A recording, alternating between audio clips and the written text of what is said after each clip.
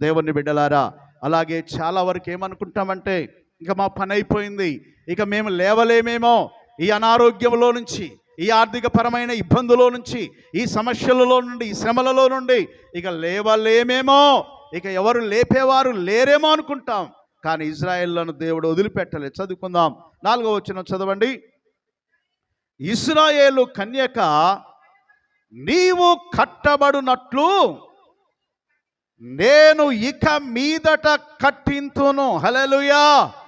కూలిపోయినటువంటి నీ పరిస్థితిని నేను మరలా కట్టిస్తాను, నేను మరలా నిలబెడతాను, నేను మరలా కాపాడుతాను, మరలా నిన్ను నిలబెట్టే బిడ్డగా ఉంటాను. దేవుని బిడ్డలా, దేవుని సంగమా, తర్వాత చదువుకుందాం. నీవు మరలా తంబురను వాయింతువు, సంబరపడు వారి నాట్యములలో కలిసెదవు. హల్లెలూయా. ఒకవేళ 5 మాసాలు దుఃఖముతో గడిపావేమో, నేను పడిపోయాను, లేవలేని స్థితిలో ఉన్నాను, నా ఆరోగ్యము క్షీణించిపోయింది, ఆర్థికంగా నేను కుదిలిపడిపోయాను, ఇబ్బంది పడుతున్నాను, లేక మానసిక ఒత్తిడులతో లేవలేని పరిస్థితిలో ఉన్నానని ఒకవేళ నువ్వు అనుకుంటూ ఉంటే దేవుడు అంటున్నాడు, నేను మరలా తిరిగి కడతా. హల్లెలూయా. మరలా తిరిగి నిలబెడతా. నువ్వు అనుకున్నట్లు నేను నిన్ను విడిచిపెట్టేవాడను కాదు. విడువక నిన్నందరూ వదలొచ్చు, కానీ యేసయ్య మాత్రము విడిచిపెట్టేవాడు కాడు. నువ్వు భయపడుతున్నావు, నేను ఎలాగ బ్రతకాలా, నేను ఎలాగ నిలబడాలా, ఎలాగ నిలదొక్కోవాలా, కూడిపోయినటువంటి నా కుటుంబాన్ని, లేక నా విశ్వాస జీవితాన్ని, నా ఆధ్యాత్మిక జీవితాన్ని ఎలా కట్టుకోవాలని ఒకవేళ ఆలోచిస్తున్నావేమో, యేసయ్య పడిన వారిని పడినట్లే ఉంచడో, కృంగిన వారిని కృంగినట్లే ఉంచడో, ఆయన తిరిగి లేపే దేవుడు. హల్లెలూయా. మరలా ఒక ఛాయిస్ ఉంది. ఫెయిల్ అయిపోయినటువంటి 10th, ఇంటర్, డిగ్రీ, అలాగే ఇంకా ఏ సబ్జెక్టులు అయినా కోల్పోతే ప్రభుత్వమే ఒక అవకాశం ఇచ్చింది, ప్రభుత్వం ఒక దయదలిసింది. ఈ సప్లిమెంటరీలోనైనా పాస్ అవుతాడేమో. హల్లెలూయా. 1 సంవత్సరం అంతెందుకు మరి ఇబ్బంది పెట్టాలని ప్రభుత్వం వారే జాలి చూపెడతారు, కనికరపడతారు. దేవుడు అంతకంటే జాలి గలవాడు. హల్లెలూయా. నేను మరలా నాటుతాను, కడతాను. తర్వాత చదవండి. నీవు మరలా తంబుర్లను వాయింతువు, సంబరపడు వారి నాట్యములలో కలిసెదవు. అందరూ ఒకసారి దేవునికి స్తోత్రాలు చెప్దాం. చాలామంది కుటుంబాల్లో సంతోషం, సమాధానం, సంబరాలు చేసుకుంటూ ఉంటారు, ఆనందపడుతూ ఉంటారు. చాలా సంఘాలలో, చాలా కుటుంబాలలో ఎంతో సంతోషంగా వారందరూ అనుభవిస్తున్నారు. వాళ్ళందరూ సంతోషంగా ఉన్నారు. నాకెందుకు సంతోషం లేదు? నేనెందుకు ఈ వేదన, బాధ, దుఃఖం అనుభవించాలా? ఎందుకు ఈ పేదరికం అనుభవించాలా? ఎందుకు ఈ కష్టం అనుభవించాలా? నాకే ఎందుకు అని ఒకవేళ నువ్వు అనుకుంటున్నావేమో. కానీ ప్రభు ఏమంటున్నాడు తెలుసా? సంతోషించు వారితో, సంబరపడే వారితో, నాట్యం ఆడేవారితో, సంతోషంగా ఉండేవారితో నీవు కూడా వాళ్ళతో కూడా నాట్యం ఆడేదవు. అందరూ ఒకసారి దేవునికి స్తోత్రాలు చెప్దాం. హల్లెలూయా. ఇంకో కింది వచ్చిన చదువుకుందామా? మరలా నాటేది. మరలా అనేది చూడండి, మరలా. హల్లెలూయా. అంటే ఒకసారి ఎండిపోయింది, ఒకసారి పదునైనటువంటి ఆ నేల పంట పండకుండా మోడువారిపోయింది, అది ఎడారిగా మారిపోయింది. ఇప్పుడు దేవుడు ఏం చేస్తాడట? మరలా. అందరు చెప్పండి, ఏం చేస్తాడు? మరలా. అందరు ఒకసారి దేవునికి స్తోత్రాలు చెప్దాం. మంగమ్మ గారు ఎప్పుడు సాక్ష్యం చెప్పేది, మా పొలంలో నీళ్లు లేవు, పక్క పొలం వాళ్ళు నీళ్ళు ఇవ్వడానికి పోతే ఇబ్బంది పెడుతున్నారు, చాలా సమస్యలు ఉన్నాయి. మరి దేవుడు గనక మాకే బోరిస్తే, మా పొలంలోనే నీళ్లుంటే మేము ఇక ఎవరిని అడిగే పని లేదు. దేవుడు కృపచేత పోయిన ఆదివారం వాళ్ళు బోరేశారు. ఇప్పుడు సాక్ష్యం విన్నాం, ధరణి చెప్పిన సాక్ష్యంలో దేవుని బిడ్డలారా, దేవుడు ఎక్కడో ఉన్న జలములన్నీ ఆ పొలంలోనికి నడిపించాడు. అందరూ ఒకసారి దేవునికి స్తోత్రాలు చెప్దాం. ఆ పొలము సాగు చేసినంత కాలం ఆ బోర్లో నీళ్ళు ఉండాలా. నీళ్ళు ఉండాలంటే వీళ్ళందరూ ఎవరితో ఉండాలా? దేవునితో ఉండాలి. అందరూ ఒకసారి దేవునికి స్తోత్రాలు చెప్దాం. దేవుడు సంతోషించి వారితో, పక్కన పొలాలన్నీ కూడా పంటలు పండుతున్నాయి, వాళ్ళు సమృద్ధిగా నీళ్ళు వస్తున్నాయి, నా పొలాలు కూడా నీళ్ళు ఉండాలని ఎలాగూ ప్రార్థించారో సమృద్ధిగా సంబరపడే వారితో సంబరపడేదరు. హల్లెలూయా. దేవుడు తన యొక్క ప్రవచనాన్ని ప్రతి ఒక్కరి పట్ల నెరవేరుస్తాడు. మనమేమనుకుంటాం, గిరి గీసుకుంటాం, మనం బార్డర్ పెట్టుకుంటాం, ఇదే నా జీవితం, ఇంతేనేమోలే, ఇక నాకు ఉద్యోగం అనేది రాదేమోలే, నాకు వివాహం అనేది కాదేమోలే, నేను ఇల్లు కట్టుకోలేనేమోలే, ఒక వాహనం కొనుక్కోలేనేమోలే, నాకు ఇక ఇంతే అనే పరిధి గీసుకొని బాధపడుకుంటూ ఉన్నావేమో. దేవుడు మరలా ఈ యొక్క 5వ నెలలో దేవుడు నీతో మాట్లాడుతున్నాడు. మరలా నాడతాడట. హల్లెలూయా. మరలా సంబరపడే వారితో సంబరపడే భాగ్యాన్ని దేవుడు నీకు నాకు అనుగ్రహిస్తాడు. తర్వాత వచ్చిన చదువుకుందామా. నాటువారి వాటి ఫలములను అనుభవించేది. అందరూ ఒకసారి 2 చేతులు పైకి దేవునికి స్తోత్రాలు చెబుదాం. ఇప్పుడు సమృద్ధిగా పొలంలోకి ఇప్పుడు ఏమొస్తాయి? నీళ్ళు. ఆ పొలములో వచ్చిన నీటిని బట్టి ఆ యొక్క పొలం ఏమైపోద్ది? ఎలాగ ఫలిస్తుందట? సమృద్ధిగా. హల్లెలూయా. సమృద్ధిగా. అక్కడ రాయబడిన మాట మనం గమనిస్తే, దేవుని బిడ్డల వారు నాటెదరు, నాటువారు వాటి ఫలములను అనుభవించేదరు. దేవుడు ఒట్టిగా అన్యాయంగా ఎవరిని చేయడండి. చాలామంది ఏమనుకుంటారంటే, ఇది నా ప్రత్యేకత, ఇది నా యొక్క తలాంతు, నేనే ప్రత్యేకించబడ్డవాడిని, దేవుడు నన్నే మిగతా వాళ్ళందరూ వెధవలు, మిగతా వాళ్ళందరూ ఇక లేవలేరు, మిగతా వాళ్ళందరూ ఇక భవిష్యత్తులో బాగుపడలేరు, మిగతా వాళ్ళందరూ ఇల్లు కట్టుకోలేరు, మిగతా వాళ్ళందరూ వాహనాలు కొనుక్కోలేరు, మిగతా వాళ్ళందరూ అలాగే అట్టడుగున ఇంకా అణిగి పోతారు అనుకొని మన గురించి ప్రజలు మాట్లాడుకుంటుండొచ్చు. కానీ దేవుడు అలాంటోడు కాడు. మరలా దేవుడు ఏం చేస్తాడు? నాటుతాడు. ఒక చెట్టుకు నీళ్లు పోస్తుంది, ఏమైంది? ఇగురు పెడుతుంది, చిగురిస్తుంది. దేవుని బిడ్డలారా, ఈరోజు ఇక్కడ చేరిన ప్రతి ఒక్క కుటుంబంలో 5 మాసాలలో నువ్వు ఎండిపోయావేమో, ఎందుకు పనికి రానేమో అనుకుంటున్నావు, ఎందుకు పనికిరాని పాత్రను అనుకుంటున్నావు. దేవుడు నీ జీవితంలో ఒక అద్భుతం చేయబోతున్నాడు. ఆ అద్భుతాన్ని నువ్వు నమ్మితే గనక, నువ్వు విశ్వసిస్తే గనక, నాటిన వారు దాని ఫలములను అనుభవించేదారు. అందరూ ఒకసారి దేవునికి స్తోత్రాలు చెప్దాం. నాటిన వారు దాని ఫలం ఏం చేస్తారు? అనుభవిస్తారు. తప్పకుండా దేవుడు ఎవరైతే నాటాడో, ఎవరైతే ఆ ఫలమును సాగు చేస్తున్నాడో, వారు నాటిన వారు తప్పకుండా అనుభవిస్తారు. అందరూ ఒకసారి దేవునికి స్తోత్రాలు చెప్దాం. నీకున్న బాధలు, వ్యాధులు, సమస్యలు ఒకవేళ నీకు తలదించుకునేవిగా ఉన్నాయేమో జనాల ఎదుట. చాలామంది అనుకుంటారు, వీళ్ళ తల ఎప్పుడు ఎత్తబడటానికి కాదు, వాళ్ళు ఇంకా తలదించుకోవడానికి ప్రయత్నిస్తారు. కానీ మన దేవుడు తల ఎత్తువాళ్ళగా చేస్తాడు. తల ఎత్తేవాడు ఆయన, తల దించేవాడు కాడు. ఆయన మనకు శిరస్సు. యేసు ప్రభు నీతో ఉంటే తల ఎత్తుకుంటావు, ఫలించిన ఫలాలను అనుభవిస్తావు. తర్వాత చదవండి. కేక వేసి సియోనునకు మన దేవుడైన యెహోవా యొద్దకు పోదము రండని చెప్పుకొను దినము నిర్ణయమాయను. అందరూ ఒకసారి దేవునికి స్తోత్రాలు చెప్దాం. పడిపోయిన మనలను దేవుడు నిలబెట్టాడు, కూలిపోయిన మనల్ని మరలా కట్టాడు, ఎండిపోయిన మనల్ని మన దేవుడు నాటాడు. అందుకే మనందరం కలిసి ఎక్కడికి పోదాం అనుకుంటున్నారట? సియోను దేవుని మందిరంలోకి వెళ్ళి ఆయనకు దేవుణ్ణి స్తుతిద్దాము రండి అని ఒకరికొకరు చెప్పుకుంటున్నారు. దేవుని బిడ్డలారా, ఇక్కడ కూర్చున్న మనందరిని దేవుడు శాశ్వతమైన ప్రేమతో ప్రేమిస్తున్నాడు. అర్హత లేకున్నా ఏం చేస్తుండట? ప్రేమిస్తున్నాడు. ఒక పాట వచ్చింది ఈ మధ్యకాలంలో, జ్యోతిరాజయ్య గారు రాశారు. అర్హత లేకున్నా ఏం చేశాడట? ప్రజల దగ్గర మనం అర్హత లేని వాళ్ళంగా ఉంటాం. డబ్బు లేకుంటే ఇంకా దేనికి పనికిరామండి.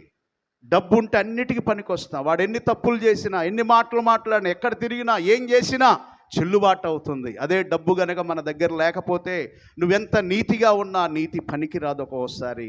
కానీ ఆ నీతినిగా దేవుడు ఉంచాలంటే నీ దేవుడు నీతో ఉండాలా. హల్లెలూయా. డబ్బు చూచి వచ్చే అంతస్తులు, అందము, సౌందర్యము చూచి కాకుండా దేవుని బిడ్డలముగా నాకు దేవుడు ఉన్నాడు, మీరు నా ప్రజలై ఉన్నారంటున్నాడు ఆయన. హల్లెలూయా. వాటి వైపు చూడకుండా దేవుని వైపు చూచే బిడ్డలంగా మన జీవితాలు నడవాలని ప్రభు నామములో నేను కోరుతూ ఉన్నాను. అలాగే 8వ వచనం ఒక మాట చదువుకుందాం.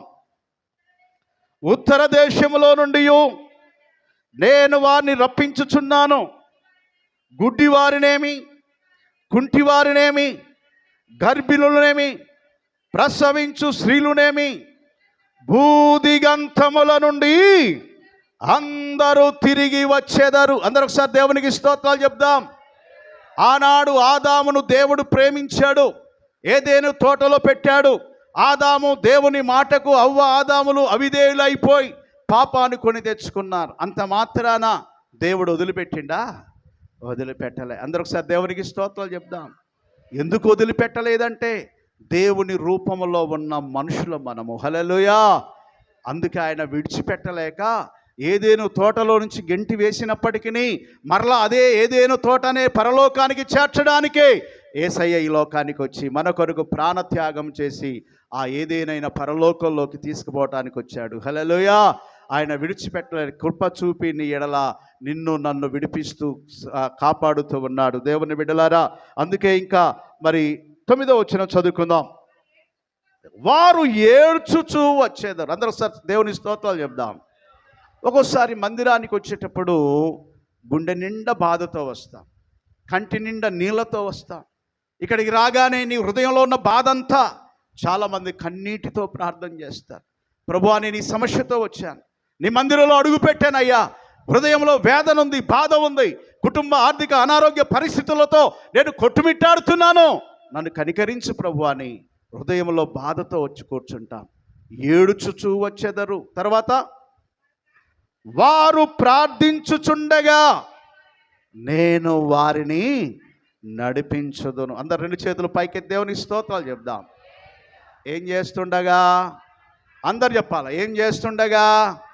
నీ జీవితం బాగుపడాలంటే, నువ్వు మంచిగా నడిపించబడాలంటే, నువ్వు ఒక ఉన్నతమైన స్థాయికి వెళ్ళాలంటే నీ ప్రార్థన ఎక్కడో శిఖరం మీద తీసుకెళ్తుంది. హల్లెలూయా.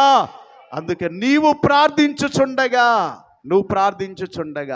ఆయన నడిపించేవాడు. హల్లెలూయా.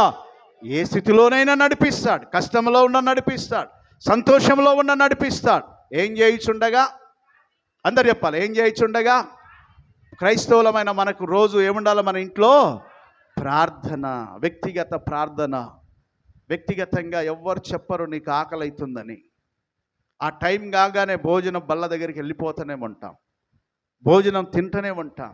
అలాగే నీ జీవితం స్థిరపడాలంటే, మరలా తిరిగి నువ్వు కట్టబడాలంటే, మరలా నాటబడాలంటే, వాడబారిపోయిన నీ స్థితి, ఎండిపోయిన నీ స్థితి మరలా చిగురించాలంటే దేవుని బిడ్డలారా, మనము వ్యక్తిగతంగా ప్రతిరోజు దేవుని సన్నిధిలో ఏం చేయాలా? ప్రార్థన. అందరు చెప్పండి, ఏం చేయాలా? ప్రార్థన పరిస్థితులను ఏం చేస్తుంది? మారుస్తుంది. నీ దుఃఖ దినాలను సమాప్తి చేస్తుంది, నీ అనారోగ్యాలను సమాప్తి చేస్తుంది. దేవుని బిడ్డలారా, ప్రతి వ్యక్తిగతంగా సంఘములో, కుటుంబంలో ప్రతిరోజు ప్రార్థన అనుభవము కలిగి ఉండ.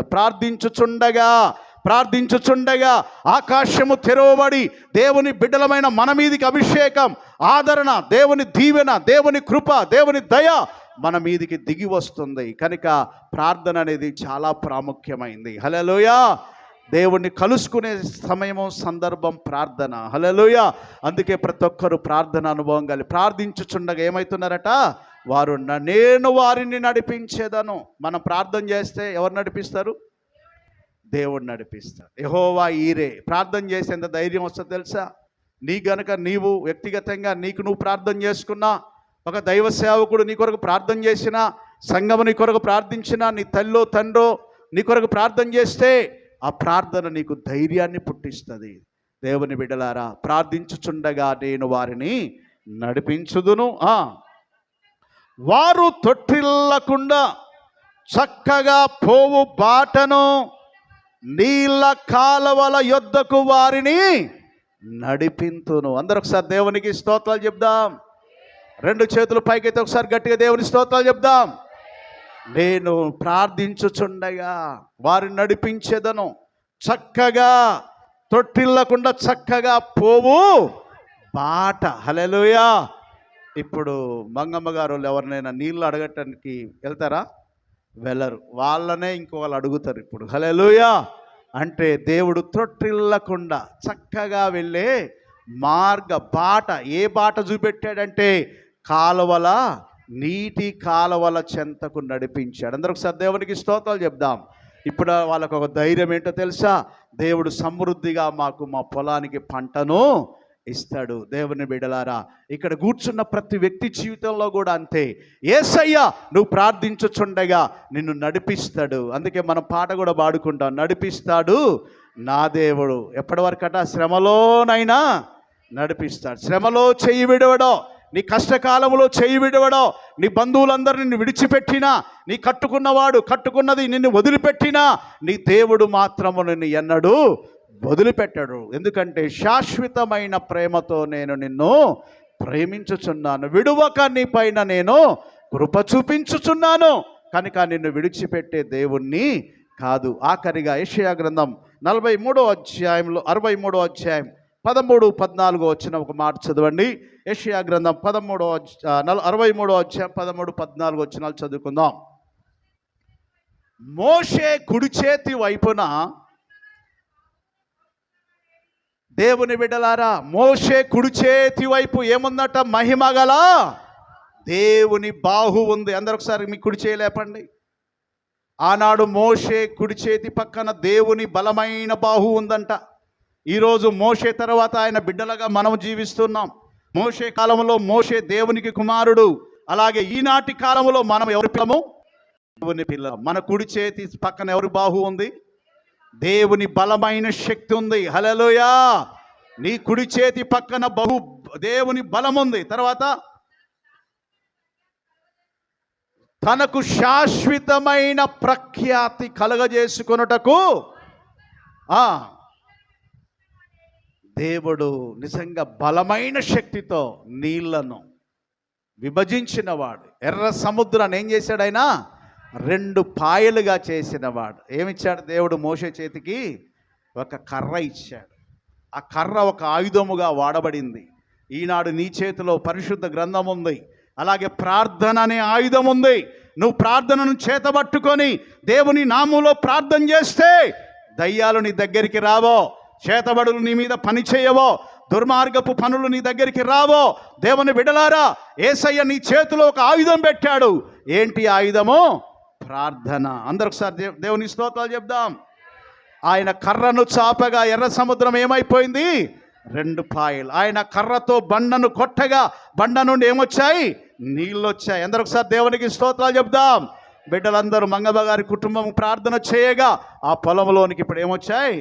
నీళ్ళు వచ్చాయి. దేవుని బిడ్డలారా, అలాగే నీ కుటుంబంలో, నా కుటుంబంలో దేవుడు అద్భుతాలు జరిగించాలంటే ప్రార్థన అనే ఆయుధాన్ని నువ్వు ఉపయోగిస్తే, వారు ప్రార్థించుచుండగా వారిని నడిపించేదనో, వారు ప్రార్థించుచుండగా అద్భుతాలు చేసేదనో, వారు ప్రార్థించుచుండగా ఆశ్చర్య కార్యాలను జరిగించేదనని దేవుడు చెబుతూ ఉన్నాడు. నువ్వు ప్రార్థిస్తే దేవుడు నీ పట్ల కూడా కార్యాలను జరిగిస్తాడు. ప్రార్థన చేసుకుందాం. అందరు తలలు వంచండి. ప్రియమైన దేవుని బిడ్డలారా, ప్రియమైన దేవుని సంగమా, నువ్వు ప్రార్థించుచుండగా, ఆనాడు పౌలు శీలలు ప్రార్థించుచుండగా వాళ్ళ చేతులకున్న సంఖ్యలు తెగిపోయాయి. దానియేలు ప్రార్థించుచుండగా సింహాల నోర్లు మూయబడ్డాయి. షడ్రక్ మేషక్ అబేద్నెగో ప్రార్థించుచుండగా అగ్నిగుండంలో యేసు ప్రభు వారిని కాపాడుకుంటూ వచ్చాడు. ఈరోజు నువ్వు ప్రార్థించుచుండగా, నువ్వు ఏది లేదని బాధపడుతున్నావో, నా కుటుంబం ఎందుకు ఇలాగ అయిపోయింది, నేను చదువుకున్నాను ఇంతవరకు ఏ జాబ్ లేదు, చదువుకున్నాను ఇంతవరకు ఏ ప్రయోజకుని కాలేదు అని ఒకవేళ బాధతో, వేదనతో, దుఃఖముతో ఉండి బాధపడుతున్నావేమో, పడిపోయిన చోటనే, కృంగిపోయిన చోటనే, ఇబ్బందుల పాలైన చోటనే, అవమానించబడిన చోటనే, అవమానించబడుతున్నటువంటి స్థలములోనే దేవుడు మరలా తిరిగి నిన్ను నాటుతాడు. పడిపోయిన చోటనే నిలబెడతాడు. ఎక్కడ నిన్ను నిందిస్తున్నారో, ఎక్కడ ప్రజలు నిన్ను తక్కువ చేసి మాట్లాడుతున్నారో, ఎక్కడ నీకున్న ఇబ్బందులను బట్టి రకరకాలుగా నీ గురించి మాట్లాడుతున్నారో, దేవుడైతే అంటున్నాడు, ఇదిగో నేను మీకు దేవుడను, వారు నాకు ప్రజలయ్యుందురు. ఆయన నిన్ను విడిచిపెట్టాడు. దేవుని బిడ్డలారా, శాశ్వతమైన ప్రేమతో నేను నిన్ను ప్రేమిస్తున్నాను. విడువక వదలక నేను నీ మీద కృప చూపించుచున్నాను. దేవుడు కృప చూపించేవాడు, విడువక ప్రేమించేవాడు. నువ్వు దేవుడు మర్చిపోయాడు అనుకుంటున్నావు. నీ కష్టం వచ్చినప్పుడు, నీకు వ్యాధులు వచ్చినప్పుడు, నీకు అనారోగ్యం వచ్చినప్పుడు, నీకు సమస్యలు వచ్చినప్పుడు, నీకు శోధనలు వచ్చినప్పుడు, నీకు కష్టం వచ్చినప్పుడు దేవుడు నన్ను వదిలిపెట్టాడేమో. లేదు, దేవుడు నిన్ను విడువడు, ఎడబాయడు. శాశ్వతమైన ప్రేమ అది ఎల్లప్పుడూ నువ్వు ఈ లోకాన్ని వదిలిపెట్టేంత వరకు నిన్ను, నీ పిల్లలను, నీ కుటుంబాన్ని దేవుడు వదిలిపెట్టడు, దేవుడు విడిచిపెట్టడు. మనుషులు నీ మీద ఈర్ష్యపడుతుండవచ్చు, మనుషులు నిన్ను చులకనగా చూస్తుండొచ్చు, నువ్వు అభివృద్ధి చెందుతుంటే ఓర్వలేకపోవచ్చు. కానీ నీ దేవుడు విడువక విడువక విడువక నిన్ను ప్రేమిస్తూనే ఉన్నాడు. అందరూ త్రోసేస్తున్నా, అందరూ వెలివేస్తున్నా, నిందిస్తున్నా, అందరూ తక్కువ చేసి మాట్లాడుతున్నా నీ దేవుడు మరలా తిరిగి నిలబెట్టేవాడు. ప్రార్థన చేసుకున్న వారు ప్రార్థించుచుండగా భూమి తల క్రిందులు అయిపోయింది. వారు ప్రార్థించుచుండగా చెరసాల సంఖ్యలు, అలాగే చెరసాల తలుపులు, గోడలు పగిలిపోయాయి. వారు ప్రార్థించుచుండగా ఆకాశము తెరవబడింది. వారు ప్రార్థించుచుండగా భూమి తల క్రిందులు అయిపోయింది. ఈరోజు నువ్వు ప్రార్థిస్తే అద్భుతం చేస్తాడు దేవుడు. మోషే కుడి చేతిన బాహు ఉంది, బలం ఉంది. అదే కుడి చేయి నీకుంది, నాకుంది. దేవుడు నీతో నాతో ఉన్నాడు. ప్రార్థన చేసుకుందాం. విత్తబడిన వాక్యం మన హృదయాల్లో దేవుడు దీవించులాగన ప్రార్థన. కరుణ ప్రార్థన చేస్తారు. శేఖర్ కరుణ.